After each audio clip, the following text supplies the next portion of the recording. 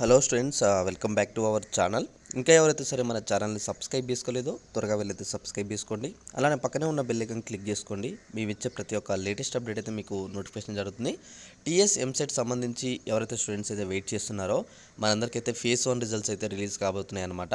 మరి కాసేపట్లో phase 1 results అయితే వచ్చేసినాయి. ఈ వీడియోలో ఎలా చెక్ చేసుకోవాలనే దాని గురించి నేను మొత్తం క్లియర్గా అయితే మీ అందరికైతే ఎక్స్ప్లెయిన్ చేయబోతున్నాను. అలానే రిజల్ట్స్ వచ్చిన తర్వాత నెక్స్ట్ ప్రాసెస్ ఏంటి, ఏం చేయాలని చెప్పి కూడా నేను క్లియర్గా ఈ వీడియోలో మీ అందరికీ ఒక క్లారిటీ ఇవ్వబోతున్నాను అనమాట. మీరు చేయవలసిన ఏం లేదు. మీకు ఏమైనా డౌట్ ఉంటే ఖచ్చితంగా వీడియో కింద కామెంట్ చేయండి.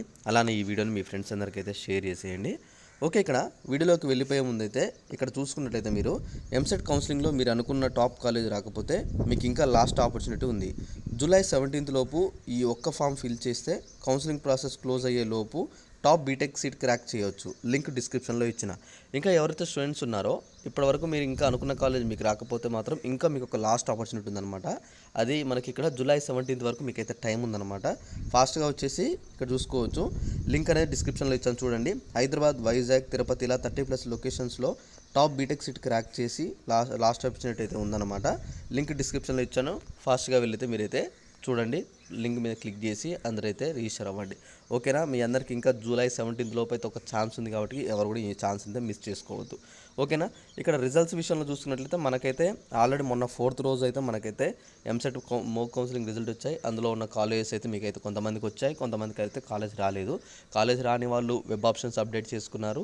మిగతా వాళ్ళు అయితే రిజల్ట్స్ కోసం అయితే వెయిట్ చేస్తున్నారు అనమాట. అయితే ఇక్కడ రిజల్ట్స్ విషయంలో మీకు క్లారిటీ ఏంటంటే, మీకు మొన్న ఉన్న కాలేజే మళ్ళీ ఉంటుందా అని చెప్పేసి అడుగుతున్నారు చాలామంది.